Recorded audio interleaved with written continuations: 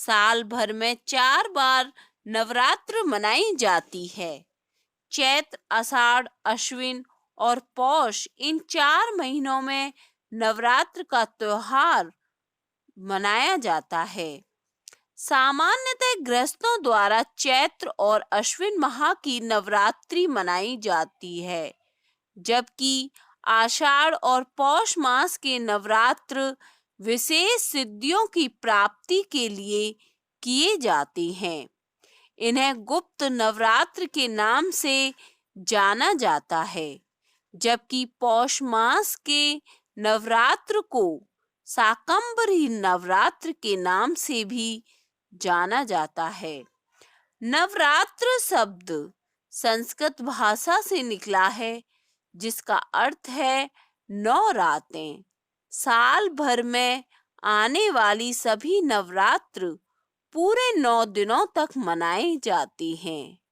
आज हम पौष मास के शाकंभरी या गुप्त नवरात्र के बारे में बहुत सी खास बातों के बारे में जानेंगे। 21 जनवरी से शुरू हो रहे हैं पौष गुप्त नवरात्र। पौष शुक्ल पक्ष की उदया तिथि अष्टमी और दिन गुरुवार का दिन है। अष्टमी तिथि दोपहर 3:51 तक ही रहेगी। उसके बाद नवमी तिथि लग जाएगी। गुरुवार से पौष मास के गुप्त नवरात्र शुरू हो जाएंगे और 28 जनवरी को पूर्णिमा के दिन ये नवरात्र समाप्त होंगे। शाकंभरी देवी माता दुर्गा के 51 शक्ति पीठों में से एक है। दुर्गा सप्तशती के मूर्ति रहस्य में देवी शाकंभरी के स्वरूप का वर्णन मिलता है। दुर्गा सप्तशती में देवी शाकंभरी का वर्ण नीला बताया गया है। इनके नेत्र नील कमल के समान हैं। देवी मां कमल के पुष्प पर विराजती रहती हैं। इनकी 2 मुट्ठियों में से एक मुट्ठी में कमल का फूल रहता है तो दूसरी मुट्ठी बाणों से भरी रहती है। तंत्र मंत्र की साधना के लिए इन्हें बहुत ही सिद्ध माना गया है। शाकंभरी देवी को वनस्पति की देवी कहा जाता है। यह अपने साधकों का पालन पोषण करती है, कभी भी अपने भक्त को भूखा सोने की नौबत नहीं आने देती। कहते हैं कि एक बार दुर्गम नाम के दैत्य ने ब्रह्मा जी से चारों वेदों और युद्ध में हमेशा विजयी होने का वरदान मांगा था, जिसके कारण सभी देवी देवता दुखी होकर देवी मां की शरण में गए। अपने भक्तों का दुख देखकर माता की आंखों से जल बहने लगा और ये जल की धारा हजारों साल तक बहती रही, जिसके चलते पूरी दुनिया में अकाल पड़ गया। तब माता ने अपने शरीर से उत्पन्न विभिन्न शाक, सब्जियों और वनस्पतियों से संसार का पालन पोषण किया। उसी दिन से देवी दुर्गा का एक नाम शाकंभरी भी पड़ गया। सामान्यतः और गुप्त दोनों ही नवरात्र में कलश स्थापना करना अनिवार्य है। गुप्त नवरात्र के दौरान कलश स्थापना के लिए वास्तु, नाग और सूर्य की स्थिति का ध्यान रखना चाहिए। सूर्य इस समय धनु राशि में है। दिशाओं के हिसाब से बात करें तो कन्या, तुला और वृश्चिक पूर्व दिशा में आती हैं। धनु, मकर और कुंभ दक्षिण दिशा में, मिथुन और सिंह और कर्क राशि उत्तर दिशा में। सूर्य जिस राशि में होता है, वास्तु नाग के मुंह की दिशा भी उसी आधार पर तय की जाती है। साथ ही सूर्य देव पूर्व की ओर से अपनी गति शुरू करते हैं। अतः पूर्व दिशा से दक्षिण की तरफ यानी दाहिनी और 10 डिग्री के अंश के अंदर कलश की स्थापना करनी चाहिए। एक बार फिर से बता दूं, पूर्व दिशा से दक्षिण दिशा के हिस्से को 9 बराबर भागों में बांटें। अब पूर्व दिशा से पहले भाग का चुनाव करें और वहां पर गुप्त नवरात्रि के लिए कलश की स्थापना करें। कलश स्थापना के लिए जगह तो तय हो गई। अब उस हिस्से की सबसे पहले सफाई करें। वहां पर जल छिड़क कर साफ मिट्टी या बालू रखनी चाहिए।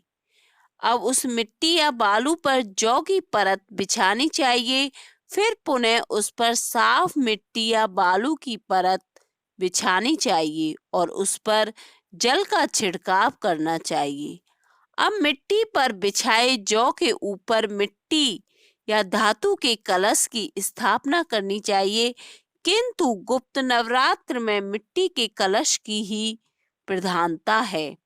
उस कलश में ऊपर तक साफ पानी भरना चाहिए और उसके अंदर एक सिक्का डालना चाहिए। अगर संभव हो तो कलश में सामान्य पानी के साथ गंगा जल भी जरूर डालना चाहिए। इसके बाद कलश के मुख पर अपना दाहिना हाथ रखकर गंगा, यमुना, कावेरी, गोदावरी, नर्मदा आदि पवित्र नदियों का ध्यान करते हुए उन नदियों के जल का आह्वान उस कलश में इस भाव से करना चाहिए कि सभी नदियों का जल उस कलश में आ जाए।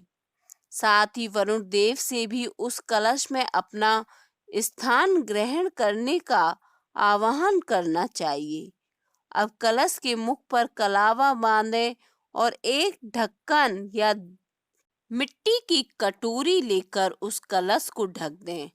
उस ढकी गई कटोरी में जौ भरना चाहिए। यदि जौ ना हो तो चावल भी भर सकते हैं। इसके बाद एक जटा वाला नारियल लेकर उस पर लाल कपड़ा लपेटकर उसे कलावे से बांध दें। अब कलावे से बांधे हुए उस नारियल को जौ या चावल से भरी हुई कटोरी के ऊपर स्थापित कर दें। कलश स्थापना के समय कलश स्थापना के समय 2 बातें अवश्य ध्यान रखें।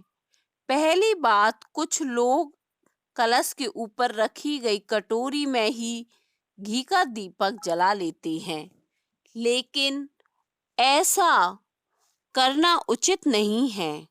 कलश का स्थान पूजा के उत्तर पूर्व कोने में होता है, जबकि दीपक के लिए दक्षिण पूर्व कोना उचित होता है। अतः कलश के ऊपर दीपक नहीं जलाना चाहिए।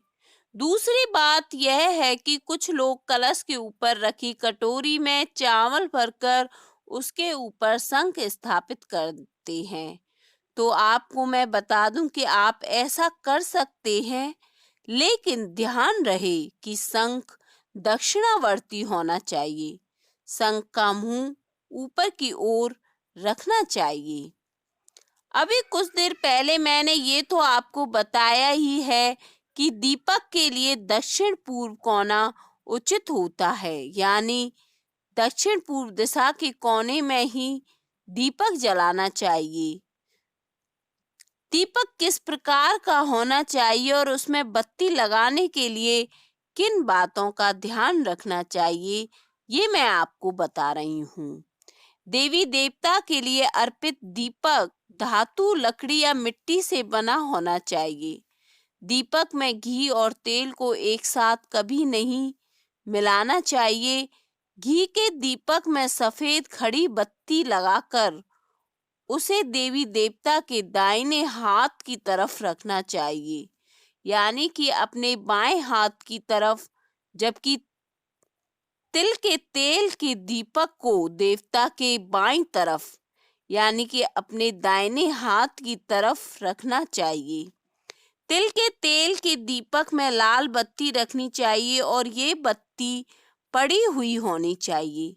घी का दीपक देवता के लिए होता है, जबकि तेल का दीपक साधक की कामनाओं के लिए होता है। आप अपनी इच्छा अनुसार एक या दो दीपक जला सकती हैं।